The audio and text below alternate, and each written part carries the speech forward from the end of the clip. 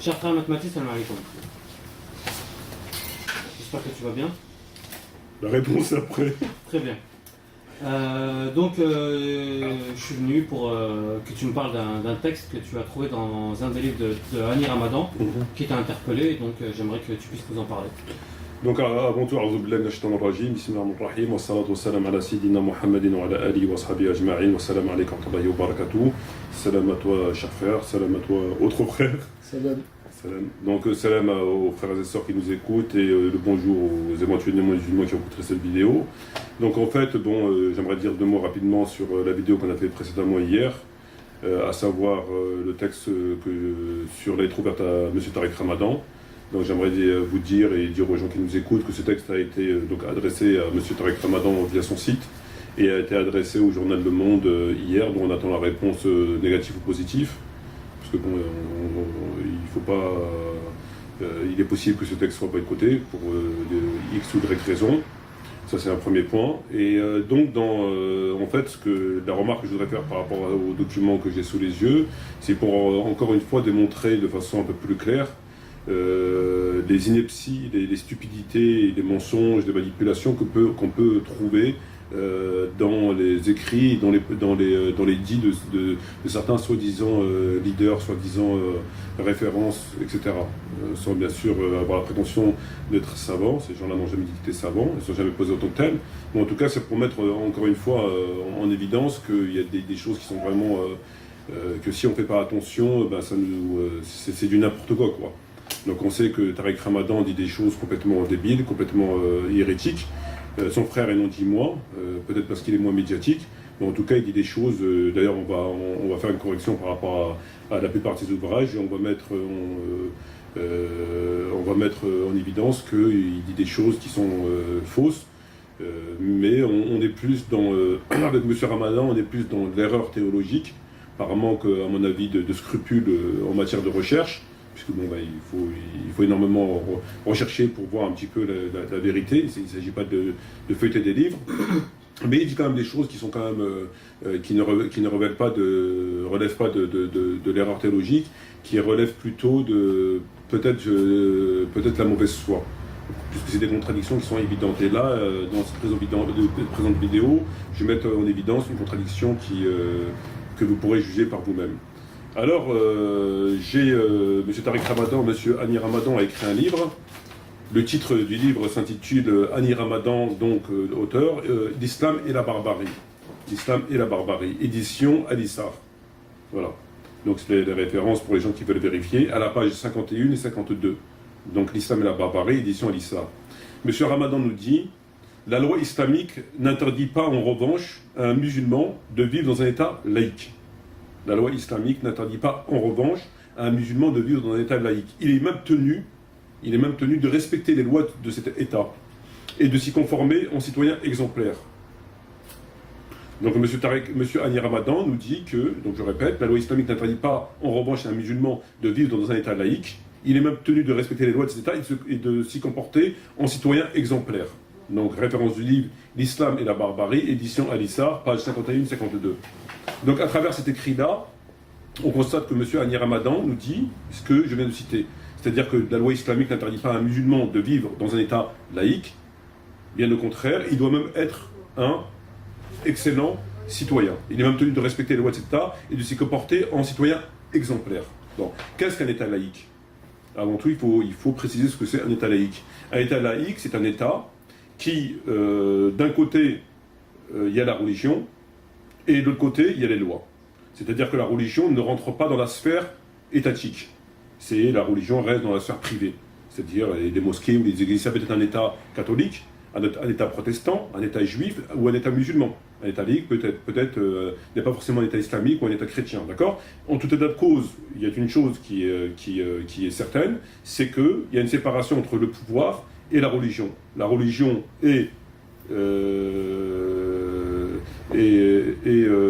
se cantonne à la sphère privée et l'État gère avec ses propres lois.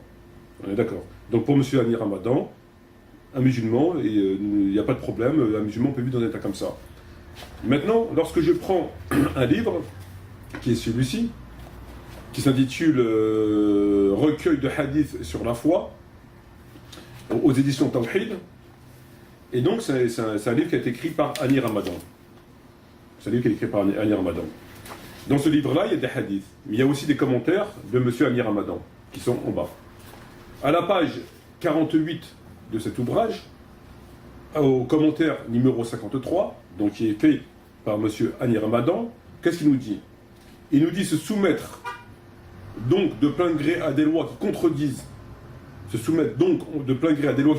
la loi divine, qui sont la pure invention des hommes de religion, et considérés en islam comme relevant de l'idolâtrie.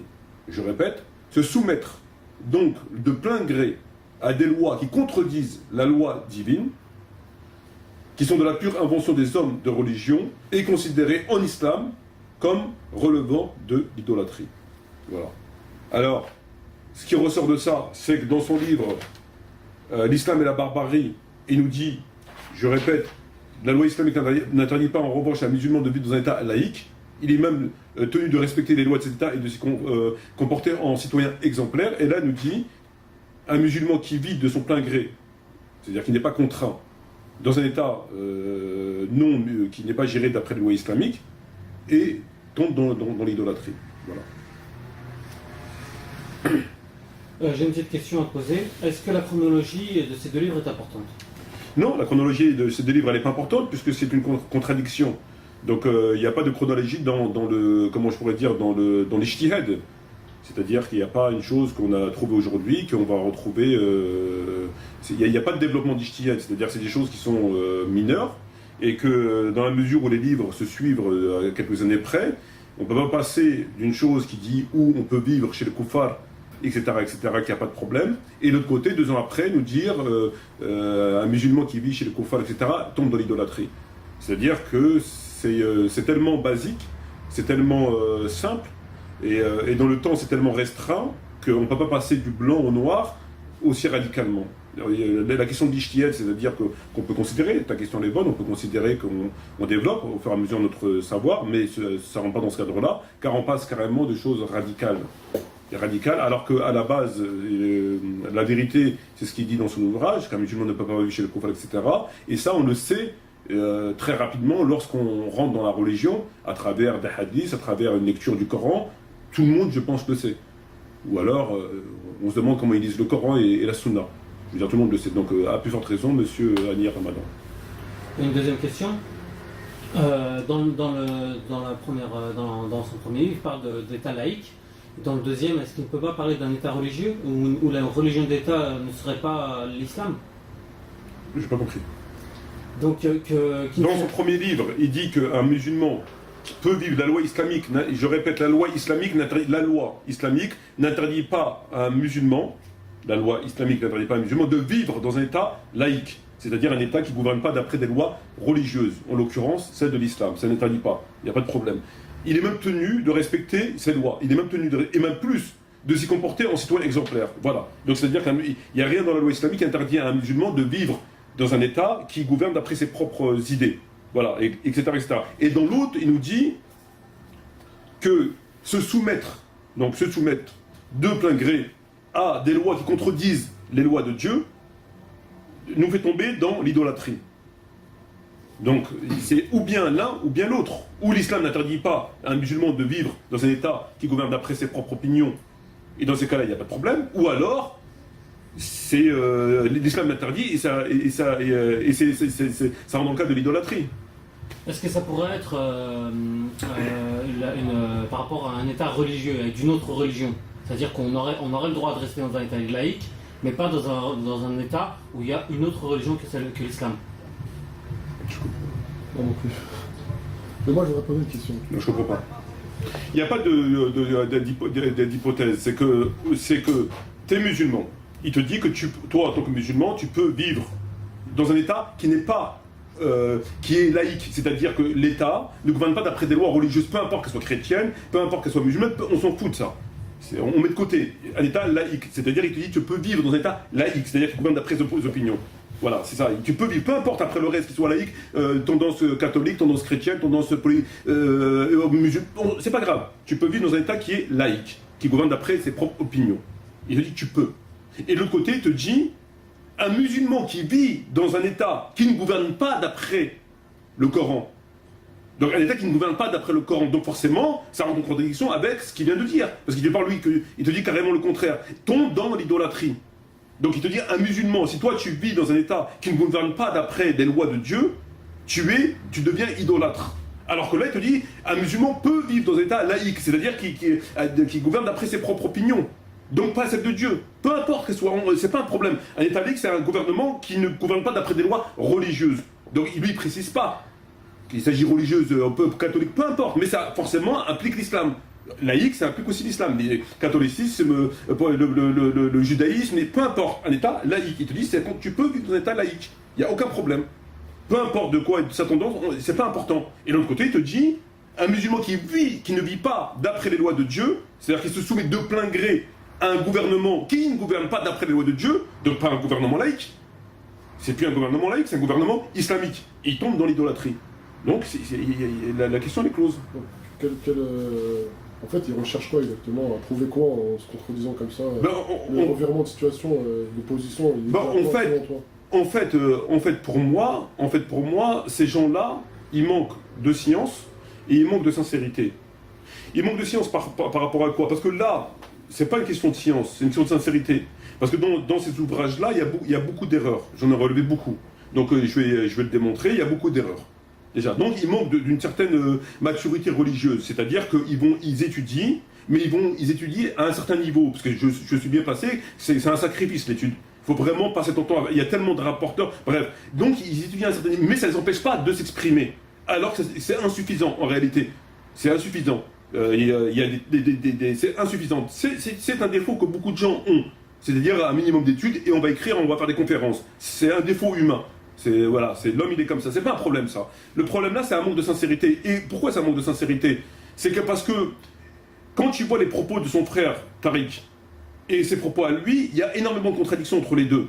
Déjà. Bon, après c'est pas rentrer dans le débat de divergence. Je peux très bien être en contradiction avec toi, avec mon propre frère, mais sans que pour autant qu'on soit l'un ou l'autre de mauvaise foi. Mais le problème, c'est que son frère il est tellement d'hérésie, de choses extrêmement graves, que lui condamne, comme l'homosexualité, des choses que lui il condamne, il dit pas ces choses-là.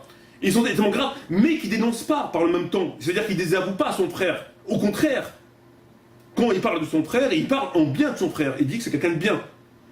C'est une évidence, c'est un manque de sincérité. Parce que quand tu vois quelqu'un qui est officiel, tu as deux musulmans officiels qui tous deux prennent le micro et écrivent, et qui voient un autre musulman, un autre leader, entre guillemets, à plus forte raison son frère, qui dit des choses extrêmement graves, qui nuisent aux musulmans, qui nuisent à l'islam, qui égarent les musulmans, il les écrit, etc. Et que lui, normalement, il sait que l'islam lui impose de dénoncer ça, de se désavouer de ça. Normalement, il est obligé de le faire. C'est-à-dire qu'il doit faire une déclaration où il doit faire des écrits comme quoi il se désavoue de son frère par rapport à ces propos-là, qui sont très graves, il le dénonce. Il l'a jamais fait. Donc il est complice. Donc, bien sûr, il y a une complaisance.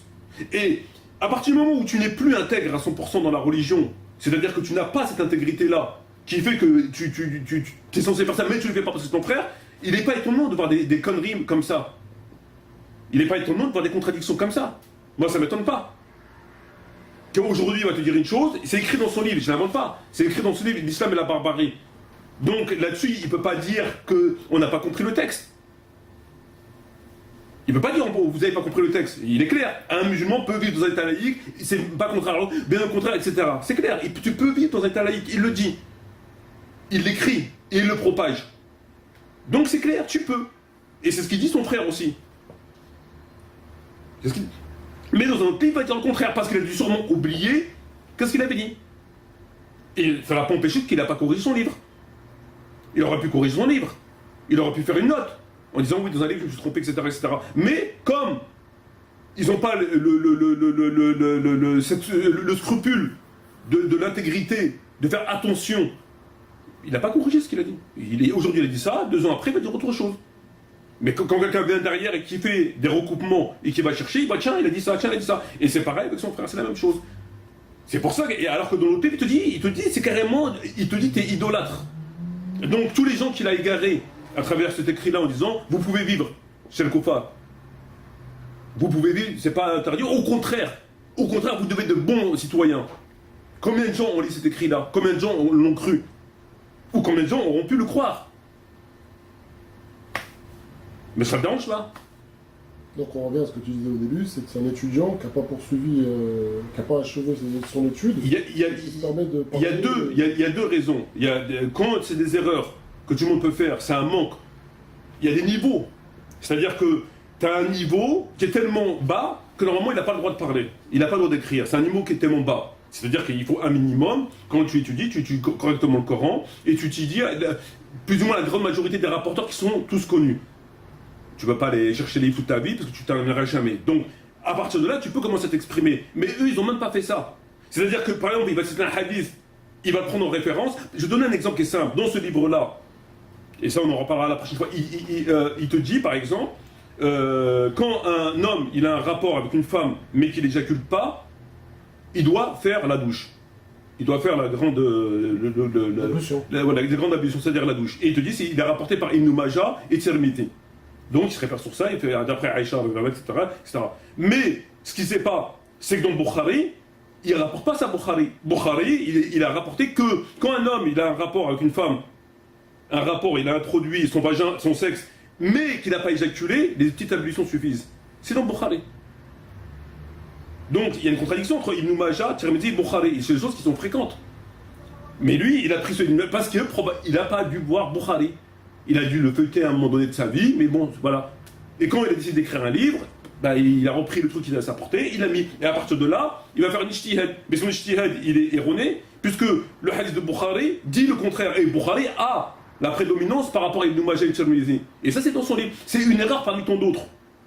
Donc, ils ont ce problème de manque d'études et ils ne recensent pas les sources. Ils n'ont pas Et, plus grave encore, c'est qu'il y a de la mauvaise foi et il y a un manque d'intégrité qui les conduit à dire des choses aussi graves. Ah, le problème, c'est que là, il se contredit, il ne se corrige pas. Non, c'est ça le problème. C'est que si, comme il a dit tout à l'heure, une question de date. Ouais, il aurait pu se contredire. Et moi, tu me dis, par dans un livre, ça m'a déjà arrivé de me corriger. Tu vois, ça m'a déjà arrivé de me corriger. Donc, il vient, il met une note. Voilà, dans un livre, telle année, j'ai dit que ceci, je me suis trompé, c'est comme ça. Il n'y a rien. Tu as lu ce livre-là, t'es garé, tu lu le bleu, là, tu fais comme tu veux. Alors l'autre, il va dire, Annie Ramadan, il a dit que c'était truc, l'autre, il va dire, Annie Ramadan, et puis voilà, démerdez-vous. Et ça, c'est un exemple parmi des dizaines et des dizaines et des autres. Voilà, mais bon, ça passe, c'est pas grave. Et c'est pour ça que c'est, entre autres, l'anarchie. Je te remercie, mon frère. De rien.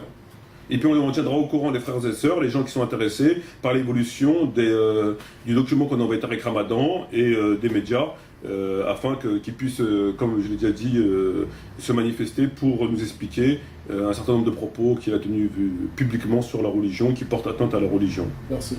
Voilà. Merci beaucoup, je vous remercie pour l'accueil de la prochaine.